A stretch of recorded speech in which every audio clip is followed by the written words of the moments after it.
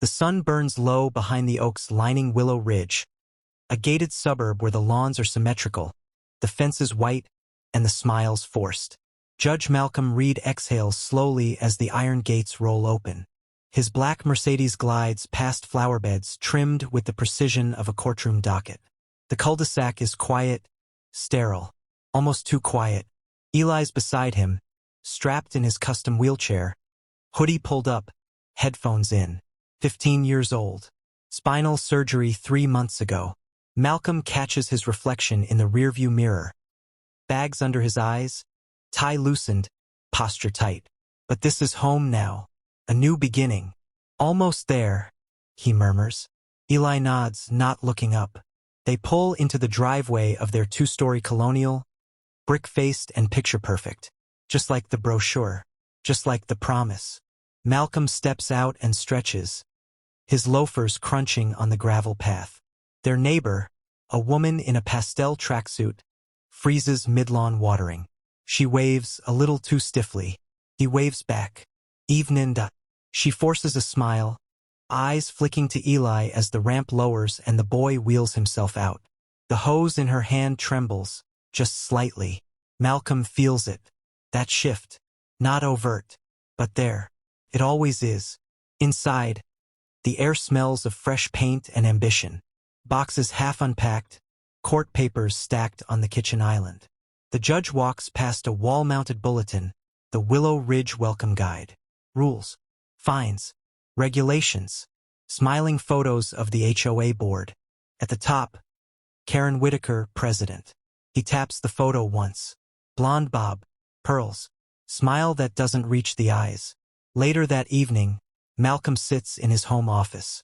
He's still in his white shirt, sleeves rolled up.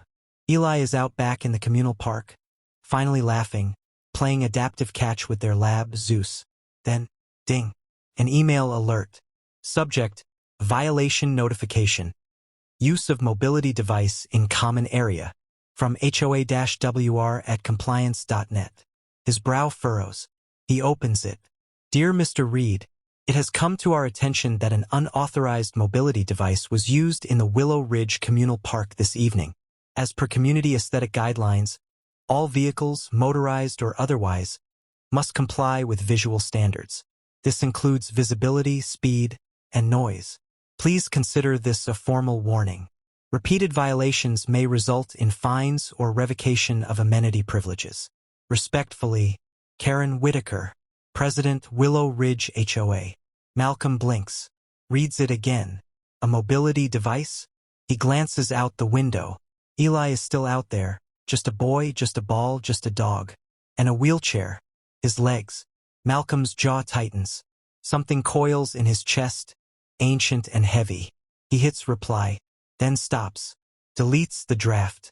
He's dealt with petty before. But this isn't petty.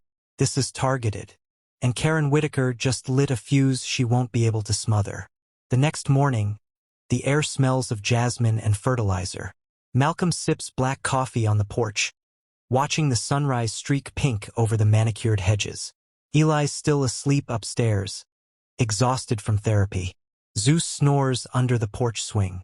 He tries to focus on his caseload, 3 appeals on his desk, 1 involving ADA compliance. Irony. But the email lingers in his mind like a splinter. That's when he notices her. A white SUV crawling past his driveway. Slowing down. Pausing. The window rolls down. Blonde bob. Designer sunglasses. Phone held vertically, recording. Karen Whitaker. She doesn't wave. Doesn't speak. Just watches Eli's wheelchair ramp, then taps something into her phone and drives off. Malcolm's stomach drops an inch. It's the kind of scrutiny he's felt in courtrooms when his authority's questioned not by the content of his rulings, but by the color of his skin. He walks down to the mailbox. There's a white envelope already inside, sealed with the Willow Ridge HOA crest. Inside, violation notice number 2, unpermitted ramp installation. All exterior modifications must be submitted for HOA review and aesthetic alignment. This includes medical access structures. Your ramp must be reviewed for approval or removed within 7 days. His hands shake. It's not even a permanent ramp. It's a foldable, OSHA-compliant aluminum ramp, temporary and necessary. Eli needs it. He looks up. Cameras blink from 2 porches down. Across the street, the same woman from yesterday waters her hydrangeas. She turns her back to him. Later that day, he walks Eli to the community clubhouse. It's empty, pristine, all granite counters and brushed steel appliances. Eli rolls up to the pool gate. The keypad blinks red. Code doesn't work, Eli mutters. Malcolm tries his. Nothing. The gate stays locked. A sign has been zip-tied to the railing. Closed for sanitization. Access temporarily restricted. In fine print, HOA reserves right to revoke privileges without notice. Malcolm calls the HOA number. Straight to voicemail. As they head back, they pass a small gathering near the tennis courts. 3 women in Lululemon and pearls. Karen stands in the middle, holding court. She spots them. Her lips curve into a grin that's all teeth. "Oh, Judge Reed," she calls. "How lovely to see you both out and about." Malcolm slows. "The clubhouse. Has our access been revoked?" Karen tilts her head. "Oh dear. Well, I did mention in the violation notice, non-compliant devices can impact access. It's all for safety, of course." Her eyes flick to Eli's chair, then to his skin. "And aesthetics," she adds, voice syrupy. "We like to keep things pleasant here." Something inside Malcolm fractures. He forces a smile. "Understood. I'll review the guidelines." Karen waves her manicured hand like he's a passing waiter. "Wonderful. We just want what's best for the neighborhood." As they walk away, Eli leans close. "She doesn't like us." Malcolm nods. "No, son. She doesn't. But what she really doesn't like is that she just started a war with the wrong man." 2 days later, Malcolm arrives home to find a neon orange sticker slapped across his front door. Notice of non-compliance. Final warning. His breath catches. It's bold, public, purposefully humiliating. Inside, Eli's pacing in his chair, clearly rattled. "I couldn't even walk Zeus today. Security said I'm not on the community list." "What?" "They told me to stay on our side of the sidewalk," Eli says, voice flat. "Whatever that means." Malcolm's jaw clenches so hard it hurts. That night, he reviews the HOA bylaws cover to cover. Nothing in the architectural guidelines restricts wheelchair ramps, especially not temporary ones. ADA law supersedes it all. He knows that because he's ruled on it, authored opinions about it, defended it from the bench. But Karen is counting on intimidation, on exhaustion, on silence. He won't give her any of those. The next morning, he walks into the HOA office, a repurposed corner of the community clubhouse. Cool air conditioning, scent of vanilla candles and printer ink. Karen's behind the desk, wearing a pastel cardigan like she's on the cover of a 1950s homemaker magazine.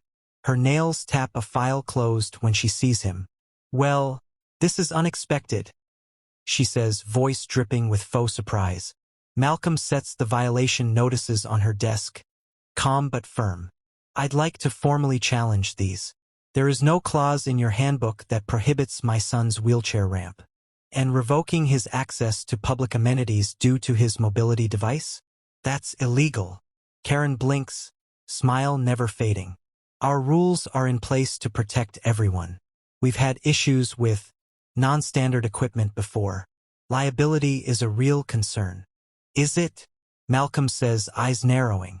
"Because I pulled the insurance policy. The HOA is fully covered for accessibility modifications. And I also noticed the parks code was changed. Only our access was revoked." Karen shrugs. "I wouldn't know. The board handles those decisions collectively."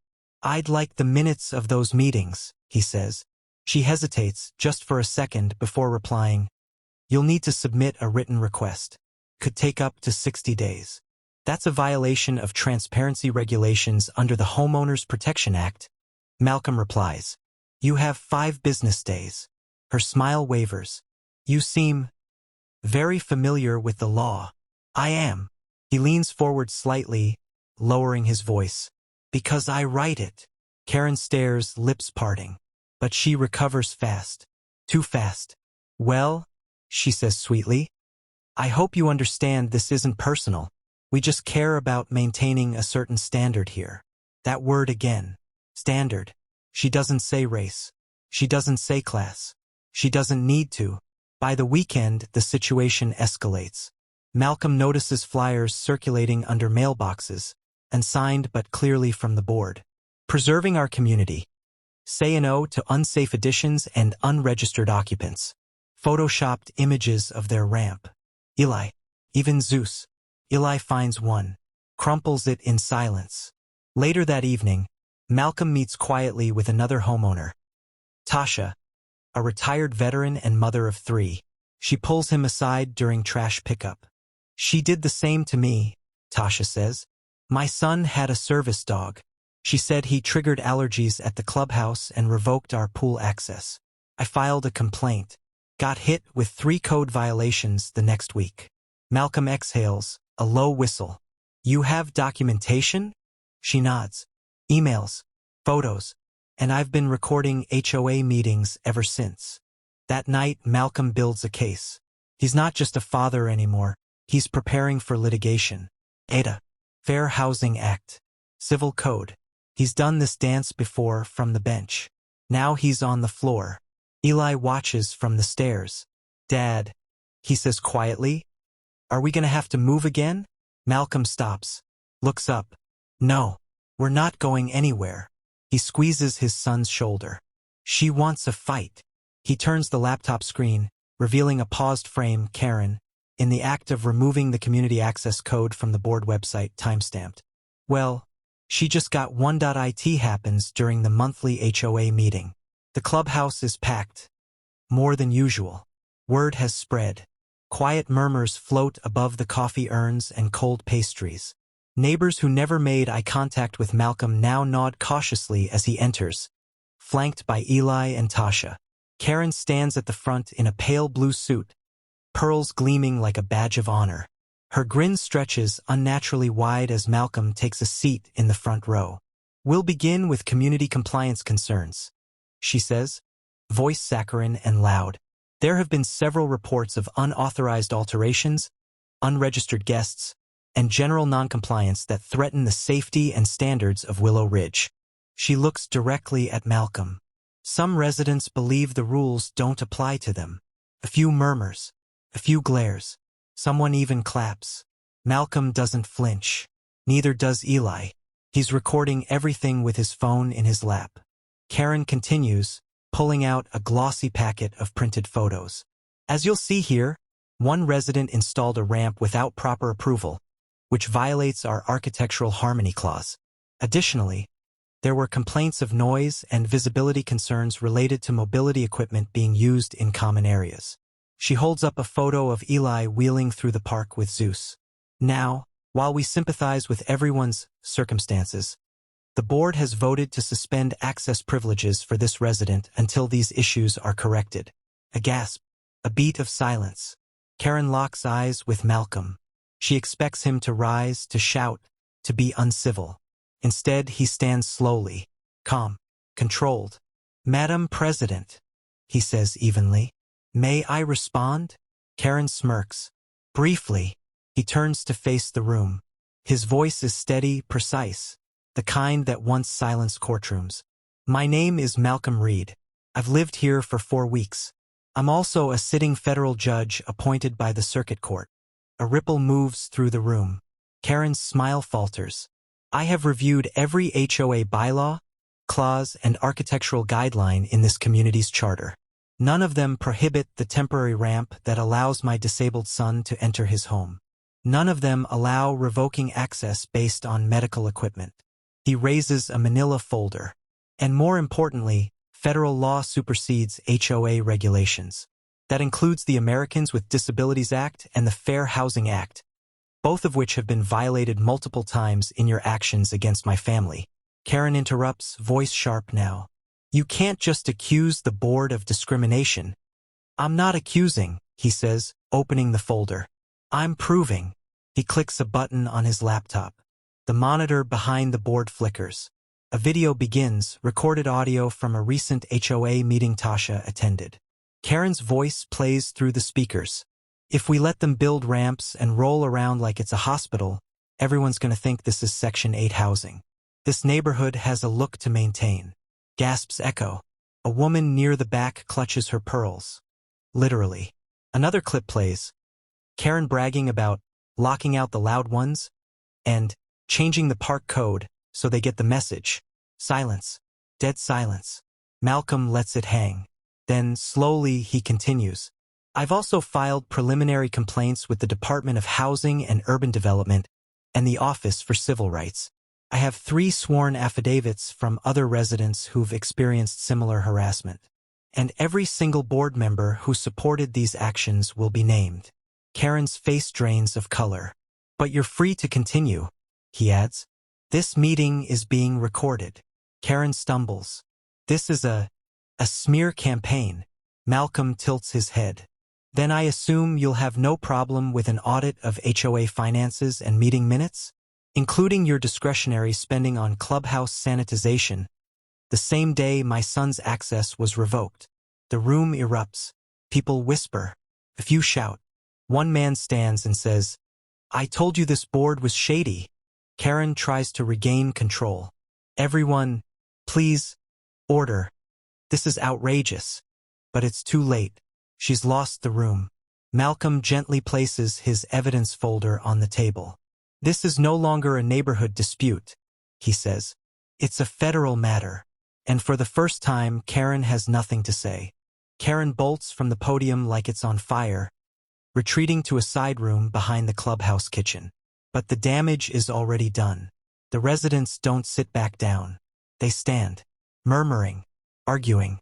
One woman clutches the flyer that was slipped under her door last week, reading it again with fresh eyes and disgust.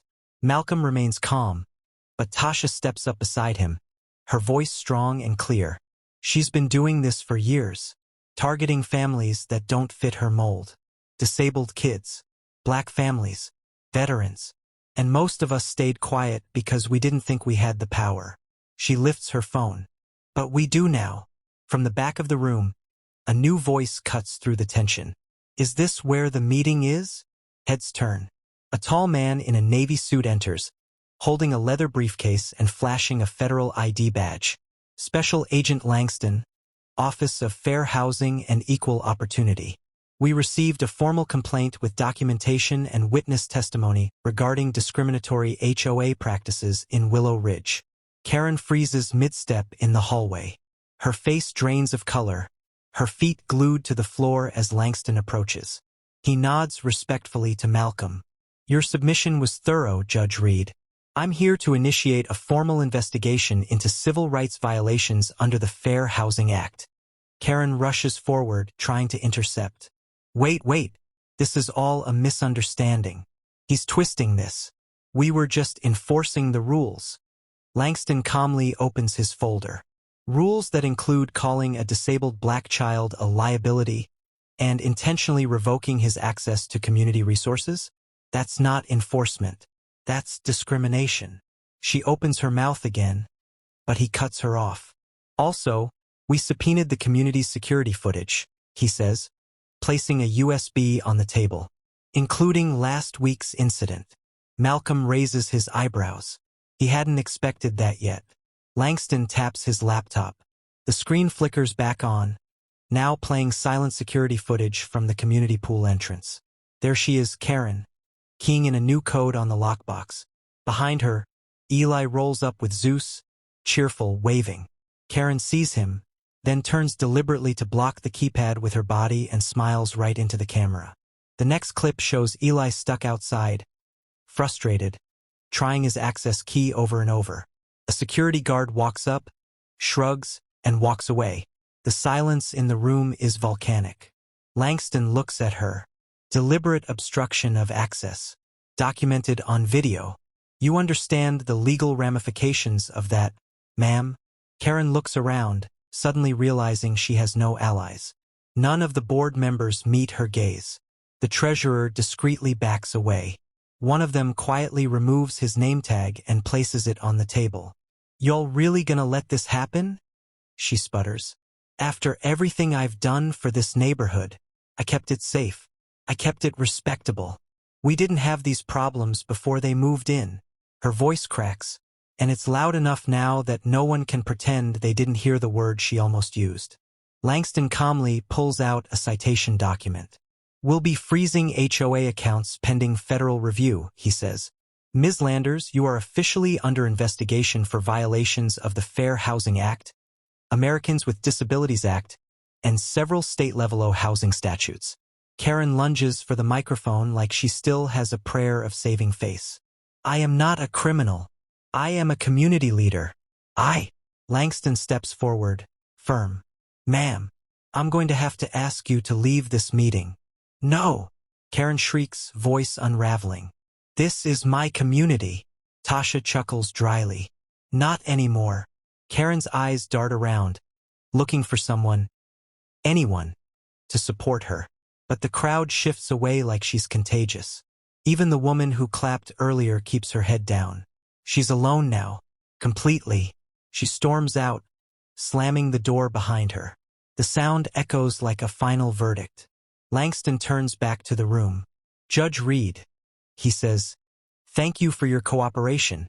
We'll be assigning a legal oversight officer to manage temporary HOA leadership while we investigate.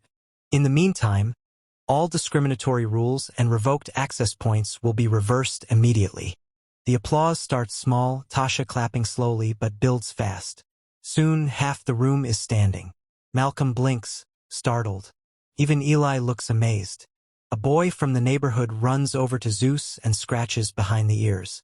Another woman asks Eli if he'd be interested in helping design a new inclusive playground. Karen's world collapsed, but Malcolm's finally standing strong.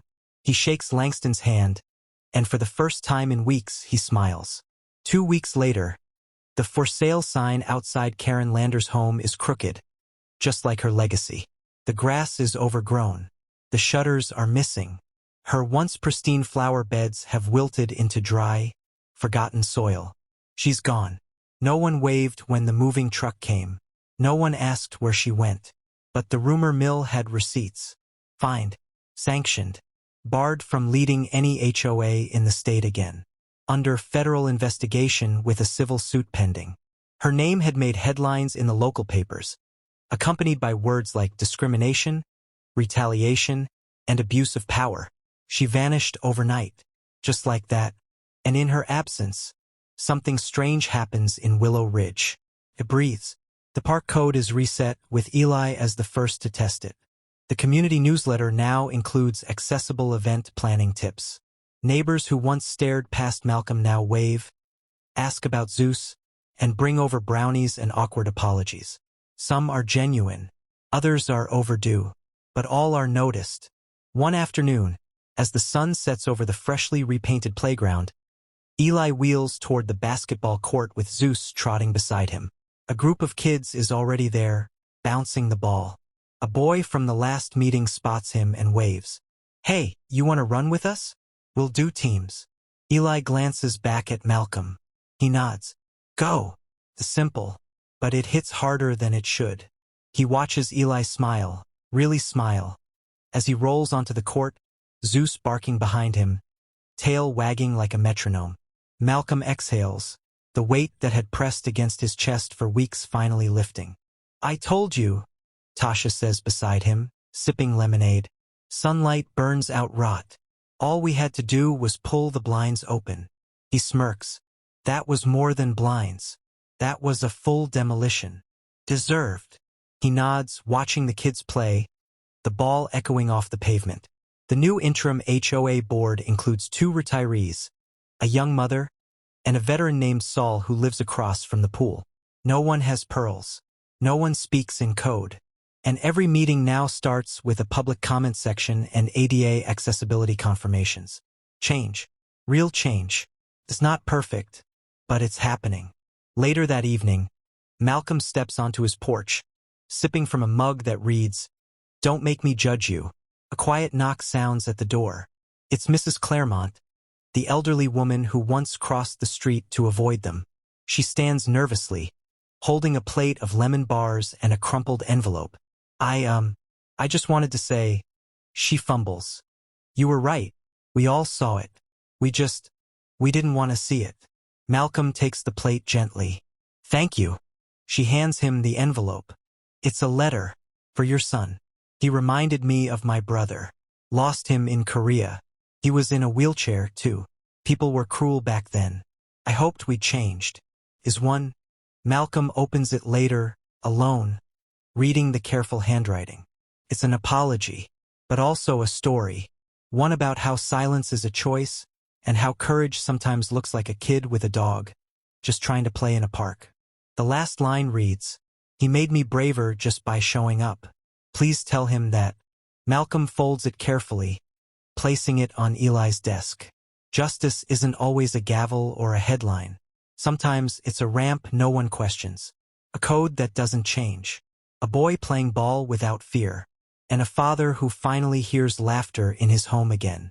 He smiles into the quiet. And this time the silence feels like peace. Would you like me to generate a YouTube title/thumbnail idea or script the opening voiceover for TH?